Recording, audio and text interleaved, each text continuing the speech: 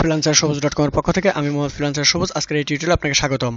তো আজকে আমরা বেসিক্যালি দেখব আমরা একটা সেকশন বা একটা যে কোনো একটা কলামের ভিতরে যা কিছু ডিজাইন করি না কেন সেগুলোকে আমরা কিভাবে কপি পেস্ট করে খুব দ্রুত ডিজাইন করতে পারি সেটাই দেখব। তো আপনি যদি ফার্স্ট টাইম আমার চ্যানেলে ভিজিট করে থাকেন তো অবশ্যই একটা রিকোয়েস্ট থাকবে সাবস্ক্রাইব করার জন্য এবং পাশে থাকা বেল বাটনটি অবশ্যই বাজিয়ে দিবেন। তো লেটস গেট ইট নাও। তো আমরা এই সেকশনটা ধরুন ডিজাইন করছি, এই সেকশনটাকে আমি ডুপ্লিকেট করে দিচ্ছি। তো ডুপ্লিকেট করার আগে আমি এটাকে নতুন করে এখানে একটা ডিজাইন করব। সো ডিজাইন করার জন্য আমি এখানে প্লাস আইকনে ক্লিক করব, করার পরে এখানে দেখুন অ্যাড নিউ সেকশনে ক্লিক করব। তো আমি এখান থেকে 4টা সেকশন অ্যাড করে দিলাম।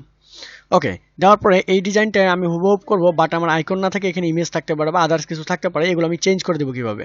তো এখানে রাইট বাটন ক্লিক করব, করার পরে এখানে কপি নামে একটা অপশন দেখতেছেন, কন্ট্রোল সি, এটাকে আমি কপি করে এখানে আমি ক্লিক করব, করার পরে এখানে আমি পেস্ট করে দিব।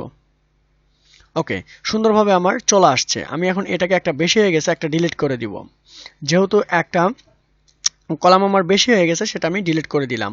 এখান থেকে আমি চাচ্ছি আইকনটাকে কপি করব। তো আইকনের উপরে রাইট বাটন ক্লিক করে কপি অ্যান্ড এখানে এসে আমি পেস্ট করে দিব। তো দেখতে পারতেছেন আইকনটা পেস্ট হয়ে গেছে।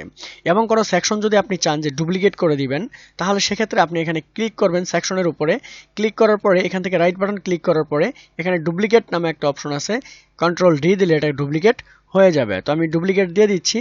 তো দেখতে পারতেছেন এটা সাকসেসফুলি ডুপ্লিকেট হয়ে গেছে।